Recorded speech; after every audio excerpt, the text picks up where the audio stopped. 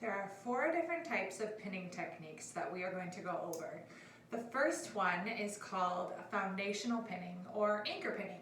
So that is the kind of pinning that I'm going to do when I'm starting my updo out. So I'm going to create a space that is a foundation for my updo where all the hair will gather into and act as a foundation for all of it. So this is going to give your updo a lot of security. It's going to make sure that it doesn't fall out. It's going to make sure that even if you have a strand or two loosen around the face or something, that the base of your updo is really solid and won't get out, even if you have a bride that's like dancing all night long. So I use a foundational pinning technique when I'm doing half up, when I'm doing all up, when I'm doing just a little bit of pieces pulled away from the face. I like to do more of a foundational technique to make sure it stays put. So one thing to note with the foundational pinning is the type of bobby pins that you use. So I recommended getting a few different types. One was the Stay Right by Ginny Lou, and that box looks like this. It's a little bit 80s, and you can get them by the pound or you can just get them on a cardboard strip. I buy them by the pound because I use a lot, and I like to get them in different shades, so blonde, browns, black, and brown. And this is a great one for your everyday pinning. I use these the most. They're really flexible, they don't hurt my fingers when I'm opening them, and they also don't snag the hair. So sometimes when you have a bobby pin that's too tight, when you're trying to pull it through the hair, it really catches on and pulls it down tight, and it makes your updo messy. It can get caught on pieces and make like little pieces come out like that. And so it looks frizzier and it's just hard to have control. But these offer a lot of control because they're really flexible and easy to open and easy to work with. Now for foundational pinning, I like to use a stronger bobby pin. So that would be the Grip brand, which you can buy at Sally Beauty, and it's in a little round container. And then also Salon Care. So that looks like this, and you can get Salon Care at Sally Beauty or on Amazon. And both of these bobby pins are just stronger. So they are harder to open, they don't gather in as much hair at a time, but they're great for creating a foundation on an updo, and they're also great for working with people who have really heavy hair, really thick hair, that you know that you're either gonna have to use like 1,000 of the really flexible hold ones, or you could just use a few of the really strong ones to really anchor the hair and get it to hold well.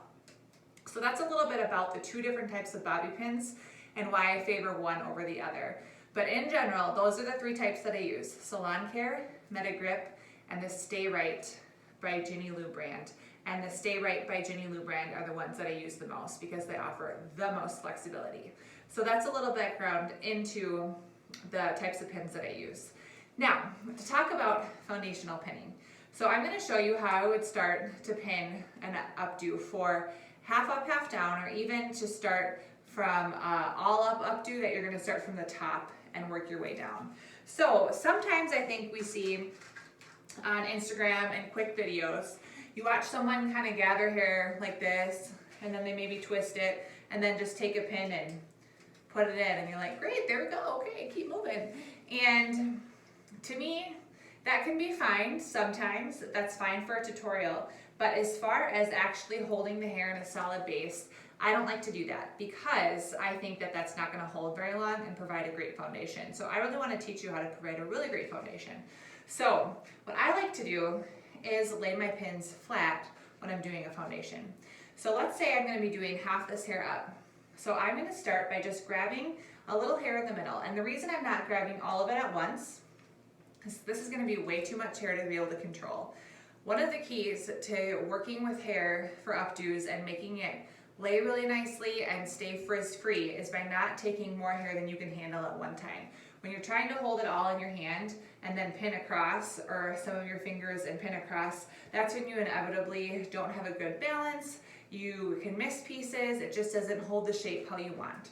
So you want to start by taking a manageable amount. So I know just by gripping her hair, and this is something that you'll learn as you feel and you do more and more updos, about how much hair to take at a time.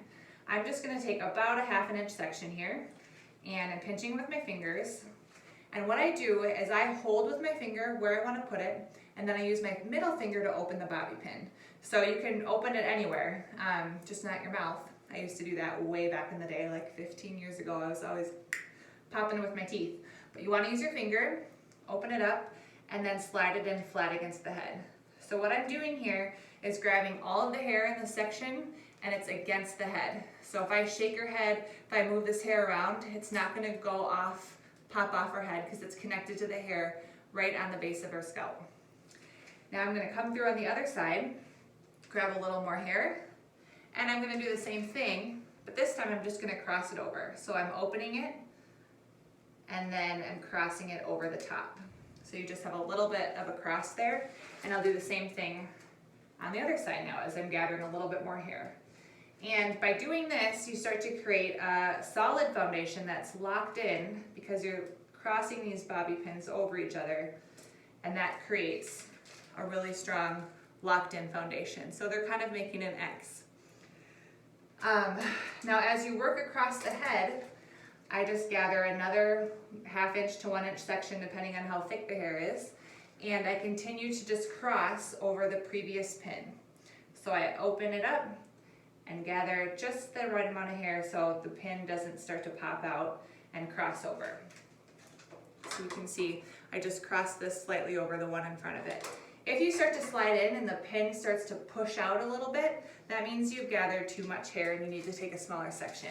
If the pin starts to pop it all off, then you've gathered too much hair. So you never want to gather more hair than the pin can hold, because then it's not going to stay very well.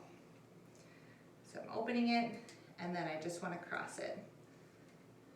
And I'll do that across the whole back. So in creating a 1/2 up, 1/2 down, I know I want to create a strong spot where I can pull the hair from the front to pin into. And so that's why I'm making this whole crossed over technique. So I can create a really strong anchor. And then I'll just do the same thing on the other side, gathering the hair that I want and crossing over. Now, if you recall from the last module, when we talked about different textures and how to identify them and create them, you would decide on your texture first. So in this case, I'm doing the smooth version, but if you had curls or anything like that, you would do that first and then come through and pin in this way. So you can see that I have a really solid foundation across the back. Now, if you were doing something that was a little longer, more up and down, you could do the same technique where you're crossing over pins at different angles. But this one's going to be straight across the back, so that's why I did it in this way. And you can see that it's nice and secure against the head, it's not moving. So that means any hair that I pin and pull over, this is where it's going to land. And that creates a really great foundation for any updo that you do. Now, another thing that you can do to create a nice solid foundation with foundational pinning is locking in a curl in a foundation. So if I was going to do all this in curls, okay, this is going to be a big curly updo, then what I would want to do is take a section and pin the curl flat against the head and put a pin into the curl flat on the base, just like that.